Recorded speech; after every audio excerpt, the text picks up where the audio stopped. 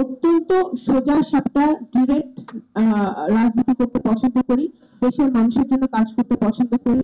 আপনারা যদি সরাসরি আমাদের কোনো সমস্যার কথা, আপনাদের সরাসরি এলাকার সমস্যার কথা বলেন, আপনাদের সমস্যার সমাধানে আমি 100% সচেষ্ট থাকবো। জাতীয়তাবাদী মুক্তিযুদ্ধে প্রজন্মের ভূমিকা কি হতে পারে এবং কিভাবে আমরা পজিটিভলি ভূমিকা রাখতে পারি, সেই লক্ষ্যে সেই আপনার একটা থিম নিয়ে আমরা এই প্রোগ্রামটা করতে চাচ্ছি এবং সারা বাংলাদেশের প্রজন্মের নেতৃবৃন্দকে, কর্মীকে এবং আকৃষ্ট করে এবং তাদেরকে ইনক্লুড করে এবং আরো যাতে আমরা নতুন সদস্য বানাতে পারি।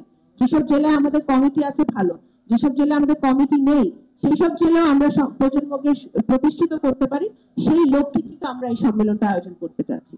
সুতরাং আপনারা আপনাদের জায়গা থেকে আপনাদেরকে জানানো হবে যে আপনারা দয়া করে আজকে যারা এসছেন তারা আপনাদের মোবাইল নাম্বার এবং যদি ইমেল অ্যাড্রেস থাকে, ইমেল অ্যাড্রেস এবং ইমেল অ্যাড্রেস না থাকলে মোবাইল নাম্বার আপনারা দিয়ে যাবেন। আপনাদের মোবাইল নাম্বারে এখানে প্রজন্ম থেকে যোগাযোগ করা হবে, সবাইকে একভাবে। এবং প্রজন্মে এখানে যারা আছে, যারা সেন্ট্রালে আছে, তাদেরকে আমি বলবো যে আপনারা আজকে যারা এসছেন নেতৃবৃন্দ, তাদের সকলকে একটা হোয়াটসঅ্যাপ গ্রুপের মধ্যে আপনারা নিয়ে আসেন, যে গ্রুপে আপনারা যাতে একটা বার্তা দিলে সবাই পেয়ে যায়, একটা বার্তা দিলে যাতে সবাই পেয়ে যায়, সহজ হয় কাজটা, আপনারা নিয়ে আসেন। এবং আমাদের এই সম্মেলনটা হবে আগামী দিনে প্রজন্মকে শক্তিশালী করার সম্মেলন, আগামী দিনে নতুন বাংলাদেশ গড়তে প্রজন্মের কি ভূমিকা হতে পারে সেটা বাস্তবায়ন করার সম্মেলন। এটা মাথায় রাখতে হবে। আপনারা অঙ্গ সংগঠন না সহযোগী সংগঠন এটা নিয়ে সম্মেলন না। আমি বুঝাতে পেরেছি কথাটা?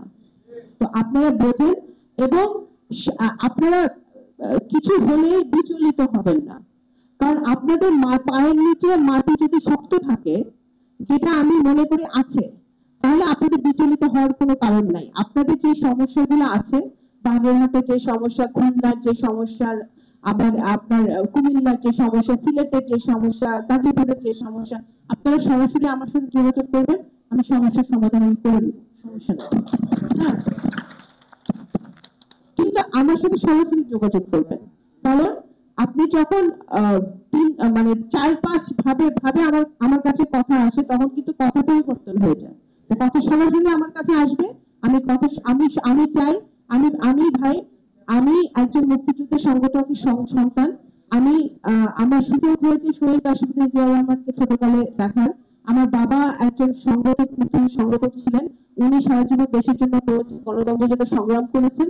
আমার বহু নেতা কে দেখার সুযোগ হয়েছে, কর্মীকে দেখার সুযোগ হয়েছে, দেশনেত্রী বেগম খালেদা জিয়ার সান্নিধ্যে এসে তার সাথে রাজনীতি করার সুযোগ হয়েছে এবং জনাব তারেক রহমানের সাথে ওনার অধীনে থেকে আমরা রাজনীতি করছি।